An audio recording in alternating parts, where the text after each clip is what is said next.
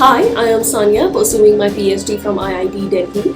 I was a Fulbright Nehru doctoral researcher at Columbia University. I am here with another video discussing in detail what were the challenges that I faced living in the US. Since you are going on a short-term fellowship, it's very important for you to get full access to all the university resources. So this is the part which I struggled a bit because I went in 2021 and COVID-19 restrictions were still in place.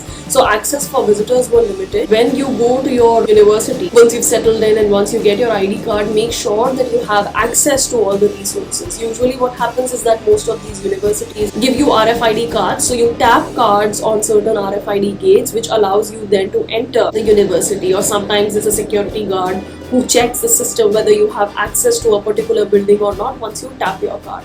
So make sure that you have access to all of these places. If you do not have, you don't have to worry. All you have to do is just write an email to your department or your Fulbright contact at the university and then get your access fixed. Apart from this, you have to make sure that you make the most of your Fulbright experience academically, because it's a very rich experience. You're going there to conduct a part of your research. It's a very good advice that a friend of mine had given me, which I unfortunately did not follow and I regret, is that start emailing professors whom you would like to meet with before your grant begins, or actually before the academic year starts or during vacation time, because that is the time when these professors are usually free and have the time to check their emails and respond, as opposed to the academic year when they are very busy. So make sure that you email them, keep chasing them, politely write email, follow up with them, whether you meet them, and if they could put you in touch with their students, which is a good way of making friends, because it can get really lonely in these places. Another pro tip that I would give you, something which I learned from my experience, is that mostly these universities abroad have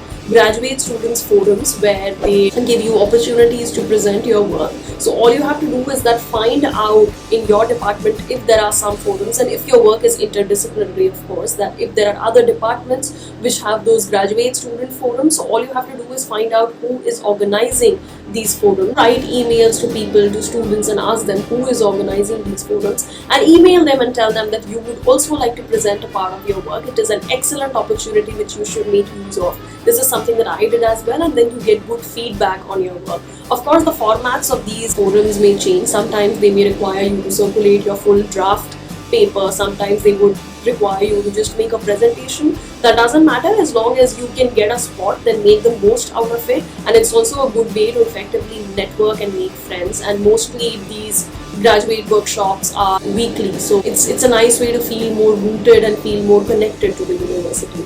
Another good tip would be something which I did, was to take classes. Even as visiting scholars, we are not really allowed to take classes as Fulbright scholars, but if you email professors, they're usually very kind and they allow you to sit through classes. So you not only learn a lot from these established and excellent scholars, but also you're sitting in a community of students who are very bright, and then again you can make friendships, you can follow up with them, you can meet up with them later for tea or coffee, and it'll just make you feel more connected with the university and feel much better in settling down and in coping up with the challenges.